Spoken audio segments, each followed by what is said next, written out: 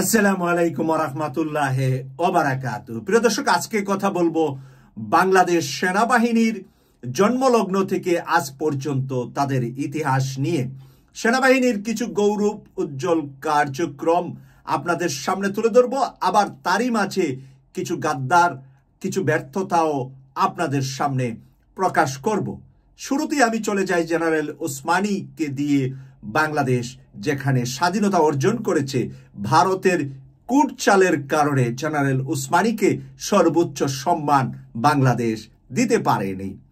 তারপরে যদি আমরা শেখ মুজিবের বানানো সেনাপ্রধান শফিউল্লাহর কথা বলতে যাই, ৭৫-এর সেই ঘটনায় সেই রাতে শফিউল্লাহ ছিলেন সেনাপ্রধান, আর শফিউল্লাহকে ফোন করেছিলেন শেখ মুজিবুর রহমান যে আমার জন্য সৈন্য পাঠাও, আমাকে এখানে মনে হয় হত্যা করার জন্য। চতুর্দিকে আমার চতুর্পাশ থেকে আমি যে শব্দ পাচ্ছি সেই শব্দে তখন শফিউল্লাহ বলেছিলেন আপনি ওয়াল টপকিয়ে লাফিয়ে পালিয়ে যান। তাকে সাহায্য করার জন্য শফিউল্লাহ আসে নাই, কারণ জেনারেল জিয়াউর রহমানকে টপকিয়ে জিয়াউর রহমানকে মূল্যায়ন না করে শফিউল্লাহকে সেনাপ্রধান বানিয়েছিলেন শেখ মুজিবুর রহমান, যা তার ছেলে শেখ কামালকে ওই যে লাল বাহিনী, রক্ষী বাহিনী, এই বাহিনী বানিয়ে প্রধান বানিয়ে দেশকে এক রাজার এক দেশ শেখ মুজিবের বাংলাদেশ বানাতে গিয়ে তিনি যেরকম সেনাবাহিনী ওনার বানানো সেনাপ্রধানের কাছ থেকেই কোনো সাহায্য পান নাই। এরপরে চলে আসি আমরা জেনারেল এরশাদের পতনের দিন।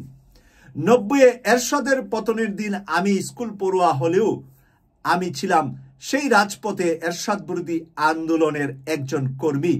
এক দফা এক দাবি, এরশাদ তুই কবে যাবি, এই স্লোগানটা ছিল হয়তোবা আমার জীবনে প্রথম ভালো স্লোগান দেওয়া শিখেছি সেদিন থেকে।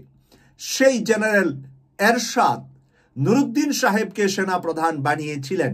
নুরুদ্দিন সাহেব ছিলেন মুসলিম লীগ পরিবারের দেশপ্রেমী এক সন্তান। নুরুদ্দিন সাহেব তার যোগ্যতা দিয়ে সেনাপ্রধান হয়েছিলেন। জেনারেল এরশাদ এখানে নুরুদ্দিন সাহেবের উপরে কোনো কার্পণ্য করেন নাই, যোগ্যতার ভিত্তিতেই নুরুদ্দিন সাহেব সেনাপ্রধানের দায়িত্ব নেন। কিন্তু যখন ৯০-এর গণ আন্দোলন শুরু হলো, ডিসেম্বরের তুঙ্গে আন্দোলনের মুখে, যেখানে ডাক্তার মিলন হত্যার পরে বাংলাদেশের অবস্থা এমন হয়েছে যেমনটা ২৪-এ আবু সাঈদের পরে হয়েছে। প্রিয় দর্শক, সেই ডাক্তার মিলন শহীদ হওয়ার পরে সেনাপ্রধান জনাব নুরুদ্দিন সাহেব তার সেনাবাহিনীর জিওসিদেরকে নিয়ে প্রত্যেক ক্যান্টনমেন্টের দায়িত্বপ্রাপ্ত জেনারেল যারা উচ্চ লেভেলের আছে যাদেরকে নিয়ে উনি বৈঠক করা জরুরি মনে করছেন, সবাইকে নিয়ে উনি জরুরি বৈঠক করলেন। জরুরি বৈঠক করে ৪ই ডিসেম্বর নুরুদ্দিন সাহেবের দূত হিসাবে এক জেনারেলকে পাঠিয়ে এরশাদ সাহেবকে জানিয়ে দিলেন আপনি পদত্যাগ করুন। এরশাদ সাহেব বুঝতে পেরেছে আমার পায়ের নিচে মাটি সরে গিয়েছে। যেই সেনাবাহিনীর সাহস নিয়ে আমি দেশ চালিয়েছিলাম সেই সেনাবাহিনী আমার কাছ থেকে দূরে সরে গিয়েছে, এবার আমার পদত্যাগ করা দরকার। ৪ তারিখই এরশাদ সিদ্ধান্ত নিতে সেদিকে পা বাড়ালেন। ৬ই ডিসেম্বর এরশাদ পদত্যাগের দিন ধার্য করে পদত্যাগ করলেন। প্রিয় দর্শক, এরশাদ সেই জনরোষ থেকে বেঁচে যাওয়ার জন্য এটা ছিল তার সঠিক সিদ্ধান্ত। সে সিদ্ধান্ত নিয়ে পদত্যাগ করলেন সেনাবাহিনীর পরামর্শে। প্রিয় দর্শক, এবার আসেন ২০০৯ সাল। একটি কালো অধ্যায় বাংলাদেশে ঘটেছে। বাংলাদেশের ৫৭ সেনা অফিসারকে বিডিআরের পিলখানায় পরিকল্পিতভাবে হত্যা করেছে স্বৈরাচার শেখ হাসিনার পরিকল্পনায়। ভারতের পরিকল্পনা হিসাবে আমরা ইতিমধ্যে রিপোর্ট পেয়েছি। সেদিন ছিলেন জেনারেল মঈনুদ্দিন বাংলাদেশের সেনাপ্রধান। এই কুলাঙ্গার নিষ্ঠুরতা করেছে তার নিজের বাহিনীর সাথে। তার নিজের বাহিনীর মানুষগুলাকে এভাবে মারা হচ্ছে, আর সে যেন ক্যান্টনমেন্টে বসে পিকনিক করছে। তার তরফ থেকে তার বাহিনীকে বাঁচানোর জন্য, তার বাহিনীর মানুষদের পাশে দাঁড়ানোর জন্য এই কুলাঙ্গার মঈনুদ্দিনের কোনো ধরনের কার্যক্রম বাংলাদেশের মানুষ প্রত্যক্ষ করে নাই। সেই মঈনুদ্দিন পালিয়ে এখন আমেরিকার আন্ডারগ্রাউন্ডের একটা বাসাতে থাকে, তাও ক্যান্সারে আক্রান্ত হয়ে জীবনের শেষ দিনগুলা গুনছে বলে আমরা যতটুকু তথ্য পেয়েছি। প্রিয় দর্শক, এই গাদ্দার থেকে বাংলাদেশের সেনাবাহিনী আবারও শিক্ষা নিয়েছে যে সেনাবাহিনী কোনো সরকারের গোলাম নয়। সেনাবাহিনী নিজস্ব দেশ মাতৃকা রক্ষার জন্য, দেশের মানুষকে বাঁচানোর জন্য তারা দৃঢ় প্রতিজ্ঞ। দেশের সুসন্তানরা সেনাবাহিনীতে অংশগ্রহণ করে দেশ এবং জাতিকে দেশের ভিতরে ষড়যন্ত্র এবং আন্তর্জাতিক ষড়যন্ত্র থেকে দেশকে রক্ষা করার জন্য। কিন্তু বিডিআরের সেই আন্তর্জাতিক এবং দেশীয় ষড়যন্ত্রের মাঝে মইনু আহমেদের কোনো ধরনের কোনো হেল্প বা কোনো সাহায্য না থাকাটাই ইতিহাসে কুলাঙ্গারের পাতায় নাম থাকবে এই সেনাপ্রধান মইনু আহমেদের। বাংলাদেশ যতদিন থাকবে, বাংলাদেশের ইতিহাসে এই সেনাপ্রধান একটা নারকীয় হত্যাকাণ্ডের কোনো ধরনের সহযোগিতা না করে সেজন্য আগ থেকে জানতেন এবং সেও যেন এই পরিকল্পনাকারীরই একজন সদস্য বলেই আমরা এখনো মনে করছি। প্রিয় দর্শক, এরপরে আসেন 24-এর গণ আন্দোলন। 24-এর গণ আন্দোলন যেভাবেই হচ্ছিল, আমরা কখনো কখনো বোঝার জন্য চেষ্টা করেছিলাম যে এই আন্দোলনে কতটুকু সাকসেস হবে, নাকি ছাত্ররা তাদের দাবি মেনে শেখ হাসিনাকে মেনে নিয়ে তারা ঘরে ফেরত যাবে। কিন্তু আবু সাঈদের এই 2 হাত উত্তোলনের মাঝে, বুকে গুলি নেওয়ার মাঝে, আবু সাঈদের শহীদের মাঝে পাল্টিয়ে গেল বাংলাদেশের ছাত্র ছাত্রী, শিশু থেকে আবাল বৃদ্ধ বনিতা সকলের মাঝে রক্ত গরম একটি শব্দ আসলো, স্বৈরাচার হাসিনার এক দফা তার বিদায় ছাড়া আমরা ঘরে ফিরব না। প্রিয় দর্শক, এই এক দফা কে দিয়েছে, কারা দিয়েছে, এই বিতর্কে আবার আমি নতুন করে যাচ্ছি না। এই এক দফা বাংলাদেশের মানুষের প্রাণের দফা ছিল, এটাই সত্য। বাংলাদেশের মানুষের প্রাণের দফা হিসাবে বাংলাদেশের মানুষ তা গ্রহণ করেছে। বাংলাদেশের আমার মায়েরা তার শিশু সন্তানকে বুকে কাপড় দিয়ে বেঁধে ব্যাগের মধ্যে শিশু সন্তানকে পিঠে নিয়ে রাস্তায় নেমে এসেছে আর বলছে, আমি আমার এক ছেলে নিয়ে ঘরে কিভাবে বসে থাকব, আমার লক্ষ ছেলে রাস্তায় আছে। এই লক্ষ ছেলেকে রাস্তায় রেখে আমি আমার এক সন্তানকে নিয়ে ঘরে থাকতে পারবো না।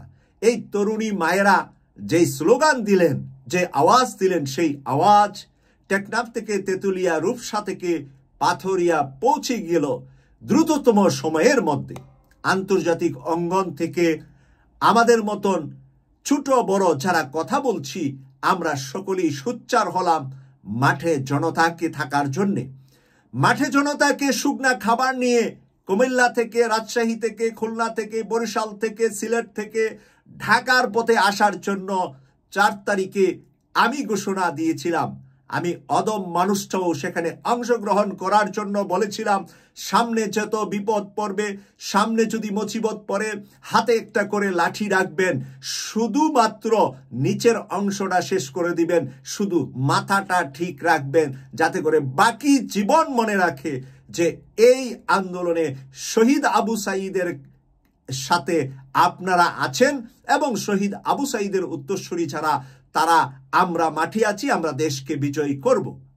আলহামদুলিল্লাহ, আপনারা আমাদের সকলের কথা এখানে সর্বোচ্চ ভূমিকা রেখেছেন ডাক্তার পিনাকি ভট্টাচার্য, তারপরে সাংবাদিক ইলিয়াস হোসেন ভাই, ডক্টর কনক সারোয়ার ভাই, এম রহমান মাসুম ভাই, নায়েব আলী ভাই, তারপরে ফেস দ্য পিপুলে সাইফুর সাগর ভাই, এরকম প্রত্যেকেই তার স্বস্থান থেকে, বিদেশ থেকে সর্বোচ্চ কথা বলে, সর্বোচ্চ উৎসাহ দিয়ে, সর্বোচ্চ সাহস দিয়ে আপনাদের পাশে ছিলাম আমরা প্রবাসী যোদ্ধারা।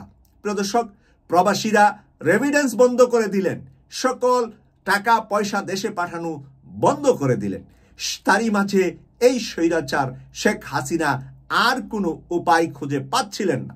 সেনাবাহিনীর মধ্যে আমরা দেখতে পেলাম 2 তারিখে একটি ক্যান্টনমেন্টে বৈঠক করলেন জেনারেল ওয়াকারুজ্জামান, সেই বৈঠকে তরুণ তরুণী অফিসাররা সেনা প্রধানকে শক্তভাবে বলে দিলেন যে আমরা কোনো মায়ের সন্তানের বুকে গুলি চালাবো না।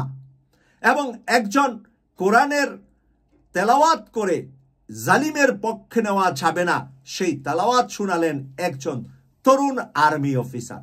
প্রিয় দর্শক, এবং একজন তরুণী আর্মি অফিসার ভুনও এখানে প্রচুর শক্ত ভূমিকা রাখলেন জেনারেল ওয়াকারুজ্জামানের সামনে।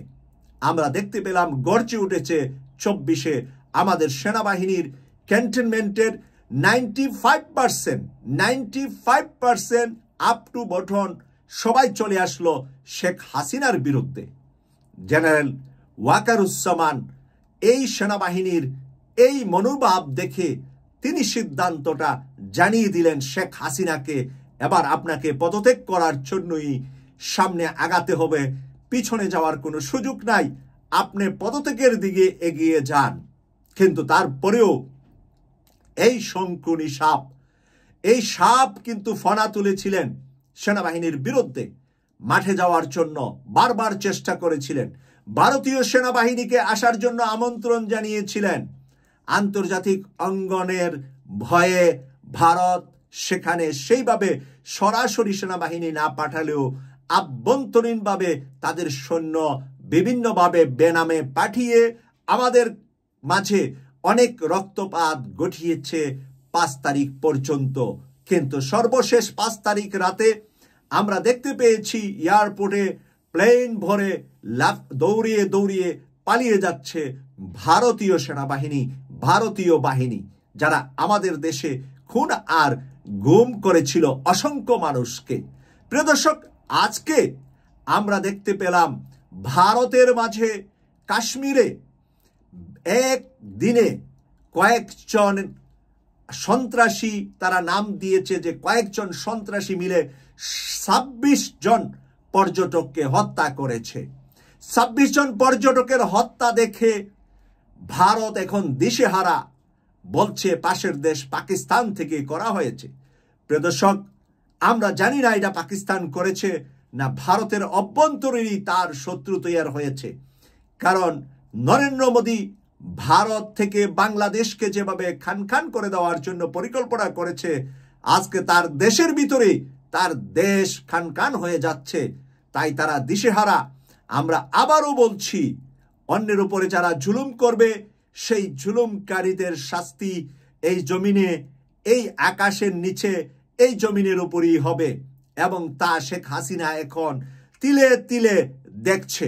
যেই শেখ হাসিনা বারবার হত্যা আর খুন আর গুমের মাঝি, সে ভেবেছিল রাষ্ট্রীয় ক্ষমতায় সে থাকবে, তারপরে তার ছেলে মেয়েরা থাকবে, তারপরে জেনারেশন বাই জেনারেশন শেখ মুজিবের বংশধর চুষে খাবে এদেশের মানুষের রক্ত।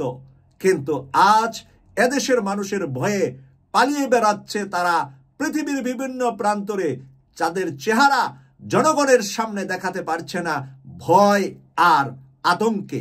তাই আগামী দিনে বাংলাদেশের দায়িত্ব যারা নেবেন, সেই বিষয়টাকে মাথায় রেখেই বাংলাদেশ পরিচালনা করবেন, এই প্রত্যাশা রেখে আজকের বিষয়টি এখানেই আমি শেষ করব। কেটিভি 24-কে সাবস্ক্রাইব করে আমাদের মেম্বারশিপ নিয়ে আমাদের চ্যানেলটিকে আরো বেশি জনপ্রিয়তা করতে আপনাদের সহযোগিতা কামনা করে বিদায় নিলাম। আমি সৈয়দ মাসুক, লন্ডন থেকে। আল্লাহ হাফেজ।